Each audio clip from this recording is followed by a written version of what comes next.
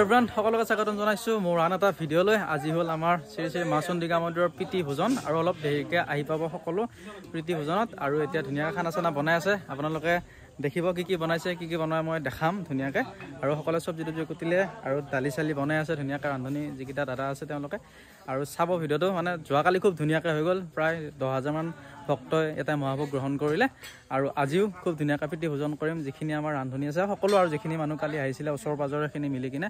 আপোনালোকে চাব ভিডিঅ'টো, চালে গম পাব। আৰু যোৱাকালি ভিডিঅ'টো আপোনালোকে বহুত বেছি মৰম দিছে, thank you so' much. Hello' friend, আজি হ'ল আমাৰ প্ৰীতি ভোজন। প্ৰীতি ভোজনৰ কাৰণে সকলো আহিছে, মহিলা ছোৱালীখিনি ইয়াতে পাচলি কুটিবলৈ, চব্জি কুটিবলৈ। চাওক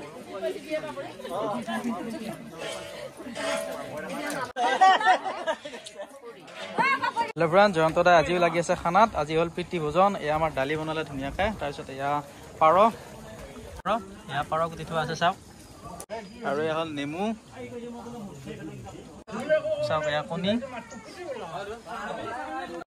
হৈ গ'ল। এয়া পাৰ আমাৰ প্ৰীতি ভোজনৰ, চব্জি আৰু এয়া হৈ গ'ল দালি।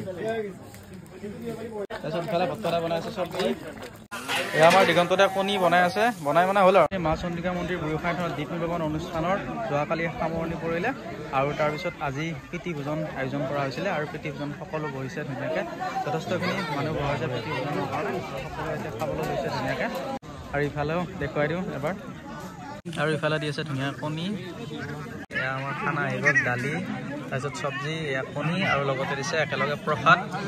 আৰু ইফালে ভাস্কৰে দি আছে নেমু। চাওক পাৰৰ কালাৰ, পাৰৰ জোল এয়া দেখাই দিয়া বৰুৱা। এয়া চান্তাই বেছিকৈ দিবা মোক। আমাক কিন্তু বহুত সহায় কৰিলে, তাৰ বাবে অশেষ ধন্যবাদ দিলোঁ তোমাক। পাৰৰ জোল, আৰু এতিয়া আমি বহুত মানুহ, বহুতে খাব লাগিব। এয়া পাৰৰ মাংস, মছলা ইমান নাই, জেনুইন আৰু বঢ়িয়া।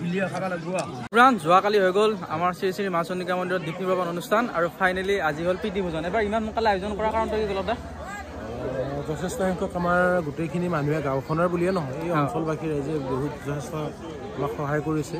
সেই অনুযায়ী ইফালে ধান কটাৰো সময়, আৰু আমি সেইকাৰণে ভাবিলোঁ লগে লগে কৰিলে টোপনি ক্ষতি যদিও মানুহখিনিয়ে যথেষ্ট আজিও সহায় কৰি দিছে। আৰু সেয়ে লগে লগে অনুষ্ঠানটো কৰি আৰু শেষে কৰি দিলোঁ।